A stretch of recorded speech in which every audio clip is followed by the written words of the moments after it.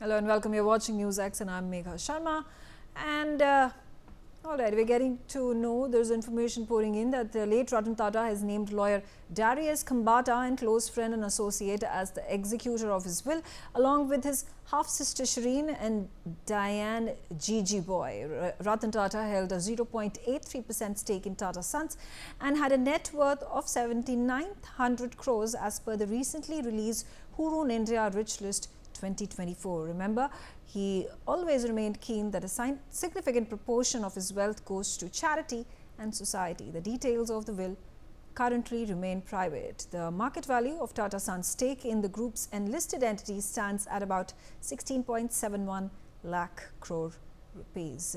Let's start our conversation. There is a lot of curiosity amongst the masses as to the will, what entails it, and how is it going to be distributed amongst the family members and the trusts, the Tata trusts that has been the focus of the Tata group of companies. Dr. Sharat Kohli on the telecast with me. Dr. Kohli, importantly, it is to be noted that the executors of the will are certain family members. The ex-sister Shireen is going to be part of that will, is what has been divulged. There's little information. There are other individuals that have also been made the executors. Now, of course, there is a lot of curiosity amongst people, amongst the masses, as to what does the will entail. Good afternoon, Megha. Good afternoon to my fellow panelists and NewsX viewers. Yes, I think a will typically of a person who's who's no more and does not have a family, an immediate family, let's say a spouse or children or whatever, has to be dealt with by near relatives. And we know how Tata family is. He had a half sister, half brother. Plus, they were also related to the Mistry family. So obviously, these were the confidants of Mr. Ratan Tata, because you would obviously make the executor as the person who you can trust that after he's gone, he'll make sure that his wishes are executed in that manner. And for the NewsX viewers who do not understand, not everybody comes from the world of law. The executors are the ones who decide to execute what has been mentioned in the will. In simpler words, that whatever the executor of the will has mentioned, whatever the person, the testator as we call it, has mentioned, make sure that it reaches the beneficiaries as mentioned in the will, as per the wishes of the testator. So this is how the structure looks like. We'll sometimes, wills also have monitors or moderators, which is not very common in India. But executor, it is the duty of the executor to make sure that the assets are given. Now, a very important point, Megha, which I would like to make here is that normally, when you were referring to the Hurun's rich list, normally, the riches, they come from the stakes held in various companies. Right. Now, we all, Mr. Ratan Tata had stakes in the Tata Group companies, 0.83%, as you already mentioned. Additionally, he also had stakes in a lot of startups. My interaction with Mr. Ratan Tata was in relation to a startup. So I can confirm beyond doubt that he had stakes in startups. Some of the startups he had also, as they call in startup terminology, made an exit. When you make an exit, you sell your stake to somebody and you realize the value which has grown in the company. Companies like Bluestone, companies like Paytm, there were a lot of startups which he was involved with. So those, some of the stakes which were left with him, plus the Tata Sons stakes, plus the buildings and the other assets which he had with him, that combined together comes to about 7,900 crores. And we should not forget that from the facts known, or the contents of the will are confidential, they are not known to us. But from what has been made in public is that almost 2/3 of his total assets were to be given to charity. Now, this charity, which are the charities? Obviously, the list of beneficiaries would contain the names of charities he would want to donate to. It is the job of the executor who is going to make sure that the wealth reaches the charities in the name and form in which it has been listed therein. So I think the matter, I'm sure, is not going to be complicated because it's all very discreet. And Mr. Ratan Tata, for whatever I know, he was very, very streamlined. He was very organized in that regard. Wills were very well written. The executors' names were very clear. He trusted the people whom he was appointing as the executors. He has listed out the beneficiaries very clearly. So in a will where, a person dies intestate or where there is a family dispute, you find matter gets complicated, but this is not the case where things are going to get complicated. It's going to be a very straightforward execution. And a very important point, Megha, just before you hand over to the next speaker, that somebody must be wondering that in the rich list, how come Mr. Ratan Tata only has wealth of 7,900 crores, which is not even $1 billion if I convert it to $1 billion. Whereas when you go for the rich list, you find, Mr. Ambani, who's $100 billion plus, the second richest and the third richest, they all go into multi-billion dollars. Here is one man who did not believe in building his own wealth, and for whatever he had, he wanted to give to charity. I think these numbers also reveal that facet of Mr. Ratan Tata, which we've been discussing for so long, ever since his demise, that he did not believe in building his own wealth. His wealth, I would say, is minuscule in front of the Tata Sons empire and the 16 lakh crore plus of Absolutely, that's reflective of the kind of lifestyle the man lived. He did not even own a home. And the wealth, 0.83% of the total Tata Trust and Tata Sons was his accumulation over the past several decades that he led Tata Enterprises. Let's also get in R.K. Singh. He is a Supreme Court advocate, and if you could, help us understand the executors that have been nominated by late Mr. Ratan Tata, their job. How does the law unfold? What are the guidelines as per law that have to be kept into account? And will this be made public?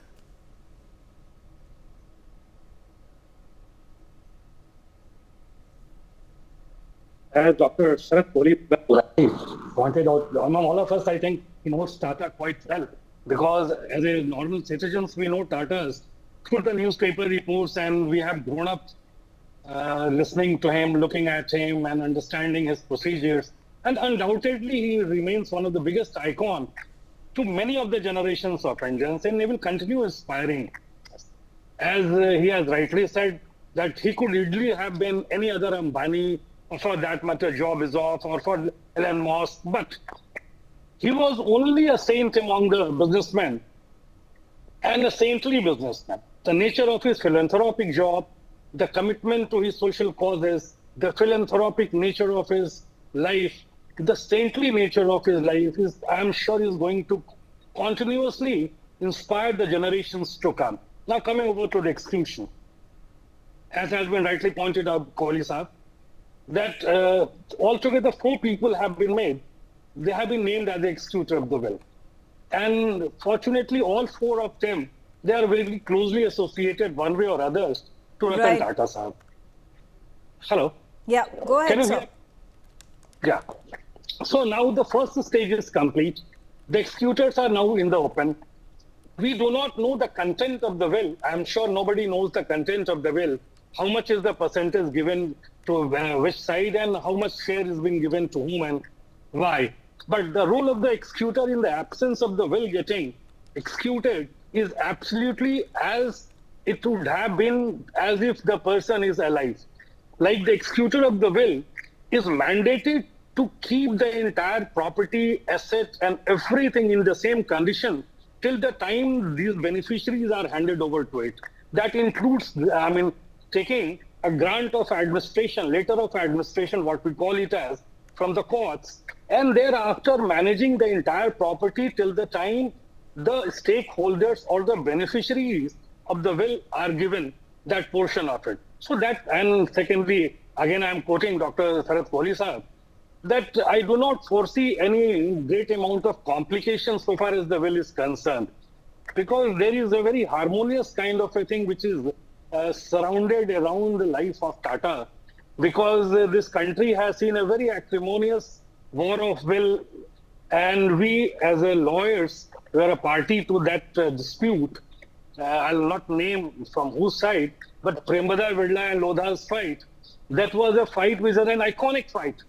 But I'm sure Ratan Tata was a very sorted man. The executors of the wills are very in a commanding position. They were very close. They were very close to disease Ratan Tata Sahab. And when the will and the final division of the property will come, we won't have any issue to grievance with. Yeah. Yes, please. Right. Okay, all right. I also have with me Jajit Bhattacharya. Jajit, as has been spoken about by my previous speaker. There have been, fallout amongst family members after the death of the patriarch or after the death of the person who has run the company and ensured its success year after year, made it the conglomerate that it actually stands for today. But do you think here, I think except for that one dispute that happened where the chairman of Tata Sons had been appointed, which was Cyrus Mistry, there was a friction over there, controversy, and afterwards it was he was asked to step down, and there was another loyalist of Ratan Tata who had taken over the job. But besides that, in a career spanning of Ratan Tata, which is decades together, there has not been a single controversy, and it is likely that this will that is then going to be executed will also not have any of those questions being asked, the family members fighting it out, talking about their share of the will, whether philanthropic work should be getting the larger percentage, or whether family members are going to have priority over the philanthropic work. Absolutely right. I don't think anybody expects any bad blood to flow from this well that is being opened up, given the track record of Tatas. In fact, Tata Sons is not really a family-owned business. It's a public company. It's largely owned by shareholders. And the Tatas have been trustees in the form of the English word of trustee in managing this enterprise. And they have been providing significant value back to all the shareholders. And a lot of the money that has been coming to Tata Sons were being pumped back into philanthropy. So if you look at even the half-sisters of Ratan Tata, they're also very deeply into philanthropy. So I doubt that there will be bad blood in terms of how much one can give into philanthropy compared to other based on the outcome of the will. So I believe it'll probably be a private affair. It should not be a public circus or a public display in that sense. And given the stakeholders involved, my view is that it will be a very civil and orderly conduct that will happen. And it will largely happen below the radar because the public per se is not getting impacted. Shareholders per se are not getting impacted. And we still don't really have a good feel of what's the total wealth of Ratan Tata. I mean, obviously numbers of 7,900 crores touching almost $1 billion is there. Right. But that also depends on what's the valuation of various companies, such as his investments into Paytm, his investments into Ola, because those valuations have been fluctuating. So what really is the real worth of Ratan Tata, we really don't know. And also we don't know how the will has been structured. And as again Sharad Kohli has mentioned, it must be a finely structured will, given people who have been involved and given the professionalism that Tatas have always displayed. I'm very sure that the will has been crafted in a manner that there will be no grey areas, there will be no discrepancies. It should be a very smooth affair. And probably it will be a template for others to follow. Okay. Dr. Sharad Kohli, again, I have to speak about this. The legacy of late Mr. Ratan Tata, how confident does the public feel, and particularly the stakeholders in the company, that the ideology that Mr. Ratan Tata followed and ingrained in the company, the brand Tata that stands for stability, that stands for moral values, that stands for values, is something that is going to perpetuate in its eternity? All those traits, Megha, which you mentioned, they are going to only get better from here. Mr. Ratan Tata and the Tata legacy has streamlined the whole corporate governance in a manner. There are two ways corporate houses are managed. You must have seen, I think our NewsX viewers must be noticing two ways. One is a family-owned business. Take, for example, the Ambani family. We know there is Mr. Ambani and Mrs. Neeta Ambani, and then there are children ahead. They've been made chairman. Whereas the difference in case of Tata, now somebody asked me one day, I'll give you a very, very glaring example, which will help New Year's understand as to how it goes. Somebody asked me who owns ITC Limited, and you'll be surprised. I mean, for the people who don't understand corporate structuring and corporate governance, in fact, nobody owns ITC Limited except for a few financial institutions. So Tata Sons and Tata Group is a professionally managed group. The very first question that popped up from people after his demise was, what will happen to Tata Group now? And a very simple answer to that was that it's a professionally managed group. Mr. N. Chandrasekharan heads even the chairman of Tata Sons is pretty much like an employee of Tata Sons, so of the Tata Group. So it is not a family-run business. However, the Tata name is there, that surname is always there, and there are relatives here and there who hold smaller stakes. But there is no one Tata member, Tata family member who holds a very large stake, unlike the family, managed corporate houses like the Ambanis, like the Godrej, or like some of the others. Let me not get into that territory as to which corporate house is managed in what manner. But Tata Sons, for sure, is a perpetual setup. If I put it in one word, it's a perpetual setup. It is not going to be impacted by exit or entry of a particular person. And we've seen this in the past. In the way Mr. Ratan Tata, in the last 12 years that I have seen him, he was leading a life. I mean, he was a mentor. He was an emeritus chairman. But his guidance was being sought every time a Tata Sons board meeting was held. They used to call him as a ceremonial, chairperson there, whereas day-to-day decisions were taken by others. Another question which comes out of your question, Megha, is that the new chairperson, Mr. Noel Tata. Now, somebody asked me, will Mr. Noel Tata would be able to match the expertise, the finis, and the legacy of Mr. Ratan Tata? My answer to that question is that only time can provide the answer.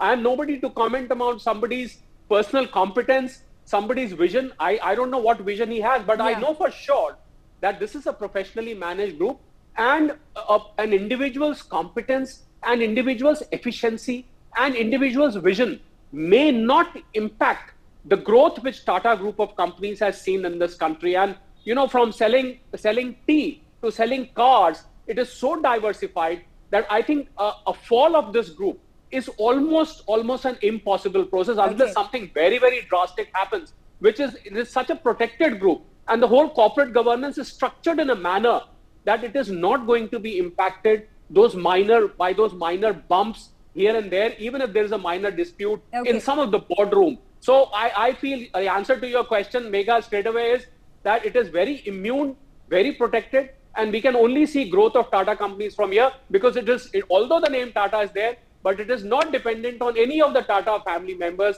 per se. Okay, all right. RK Singh, it's also interesting because when we take a look at the family tree of the Tatas, I do not know if too many people are aware of this, but Ratan Tata's father was adopted by the grandfather, and there JRD Tata, and there have been a number of instances where the family tree has extended only after there has been sons that have been adopted. Are there any legalities that have to be followed if you are the half sister of the half brother, or an adopted son or an adopted daughter, to then take over the business, be executors of the will, and share part of the company's profits? Megha, I must tell you one thing very clearly. Tatas are the only group in this country who are not bothered by son strokes, because their inheritance from Jamshedji Tata to Dorabji to Ratan Tata to JRD Tata and then Ratan Tata, they never have been a case of a son stroke obsessed by sons and daughters. It's such a democratic group that it's very difficult to find out who is actually who belongs to whom, what actual relations they have with each other. Because it's kind of a very extended, large family wherein some people are adopted, some are step brothers, some step sisters. But the cohesiveness of the entire family is too smothering, so harmonious, that in past also a group which spans close to 150 years, not even a whisper of any inheritance or, for that matter, any legal issue among the members of the family has ever come per se, detailing that they are not my biological sister or biological brother or biological father. So having said that, now the second most important issue is, as of now, it will be a preposterous to think of the issues which may come up in the future, we may not come up in the future, because as of now, we know only the executors of the will. The executors are absolutely clear in the open. So let's not guess into or widely delve into those aspects that these kind of things may occur in the future, because as we or other panelists have rightly said, Tata is a group which has the investors' confidence in a manner which seldom in any brand of the world will ever notice it. I'll tell you one example. As a lawyer, I'm telling you one example. Tata's remain the only company in this world, or for that matter in our country, against whom litigation is barely minimum in all the courts in the country. Barely minimum. And just look at the multiplicity and the multifarious activities they are into. But otherwise, look at the other companies, the type of litigations they incur is amazingly huge. So that speaks volumes about the credibility of Tata, because we have an inch of Tata in every Indian inside it. Okay. All right. Yeah, please. Yeah. Coming back to you, Dr. Jejeebhoy, it's also, when we talk about the democratic structure of Tata Group of companies and Tata Trust, it's again, I'll go to bring out the Cyrus Mistry controversy, and then that happened several years ago. And it's again interesting to note that Noel Tata, who's the half brother of Ratan Tata, is actually the brother-in-law of Cyrus Mistry. The sister is actually married into the family. So again, the democratic structure, just because there has been a fallout, it has been cordial, it has been civil, and this does not deter for relations to then take precedence over the capability and the credibility of an individual who has now been put on the pedestal and been asked to run the company. Yeah, I would rather use the word professional company rather than democratic company, because it's a company, it's not a country, and it has to be run in a professional manner, not really in a democratic manner in the true sense of the English word. Now, what that really means is that you'll pick the right person for the right job, not based on family relationships, not based on extraneous reasons, not based on who knows who, but really who can really do the job which is at hand. And therefore, it doesn't really matter if the gentleman who helped in executing the will is a first cousin of somebody that Ratan Tata and the group had a fallout on again professional reasons. There was a separate view in terms of how the company is being run or what the strategies will be, and therefore that person, which in this case is Cyrus Mistry, was removed. That does not mean that because of that, anybody who's related to Cyrus Mistry will be a pariah for the Tata Group. As it is a professionally run group, it will continue to pick up people who are the best for the given job. And that's how Tatas have been running. And that's how what Mr. The gentleman from the Supreme Court was mentioning is that everybody has a bit of Tata in them because of the professionalism they have shown. In fact, it's an unparalleled group, not just in India, but globally. They were the pioneers of charity. They were the pioneers of corporate governance. They were the pioneers of giving back to society. They were pioneers of labor code. So in multiple ways, Tatas have been the torchbearers of how responsible corporations should operate like. Yeah. And that's what they have continued to do in terms of people that they choose. Dr. Sharat Kohli, talking about philanthropy and entrepreneurs who have built conglomerates, and perhaps the two names that come to mind are Mr. Ratan Tata and the Tata Group of companies. We also talk about Bill Gates and the Melinda Gates Foundation. Again, a large percentage of Bill Gates' wealth is then redistributed to the several philanthropic works, organizations, foundations that he has built, his wife has built. And of course, then investing into a number of startups and seeing them grow also becomes, you're actually projecting yourself as an individual, as a corporate entity, as an entrepreneur who is supporting small businesses and seeing them grow and flourish during your age and even after that. Here, how does philanthropy act as a major, key point in an entrepreneur's life in a corporate's life such as Ratan Tata. And as Jayjeet said that, Ratan Tata and the Tata Group have been the harbingers of how corporates have the CSR responsibility, and then also working for the welfare of the people of the country, for the people, from the people who have the privilege and who have the capability and capacity to do so. Well, Megha, when corporate social responsibility CSR came, when these regulations were brought in, so a lot of corporates said that this is being done as a compulsion, because when you bring it as part of the law, it is mandatory for a certain class of companies who are listed there to devote certain percentage for corporate social responsibility. But what Tata's, it was a difference. They did not need a regulation. They did not need a law.